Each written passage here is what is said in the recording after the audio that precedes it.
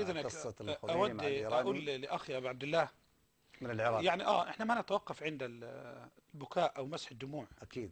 بكل موتنا. بدي أقول لك حاجة أنت ما تعرفها يا دكتور، نعم تفضل. ما كان بدي أروال المشاهدين بحتسبها عند الله.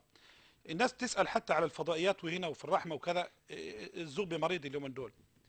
أنا كنت بخطب جمعة عن أصل الشيعة الروافد يا دكتور، الإخوة سامعين الحين في الزحام. طبعا الإخوة محبة يعني يتكاتفون عليها بعد الجمعة بالآلاف. نعم. ففي الزحام واحد أرغمني وحط تمرة في كرها ولحية.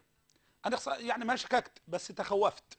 الزحام يمنعني أن أنا أتصرف أي تصرف، وضعتها في فمي، ما يعني ما بلعتها، ولكن من طول الزحام عشان أخلص من الشباب وأنتهي، يعني زي ما تقول حصل يعني لكتها قليلا يعني في وثم دخلت التكرم بصقتها، فكان ريق قليل دخل. حدث تمزيق في البطن طبعا وإسهال غير طبيعي، وكان مرض استمر من الجمعة إلى الأحد ليلا. يعني كشفت وحللت اتضح أنه أثر سم خفيف الحمد لله جل وعلا.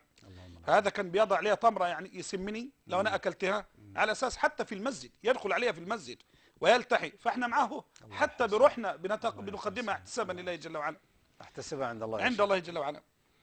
فالمهم يا دكتور،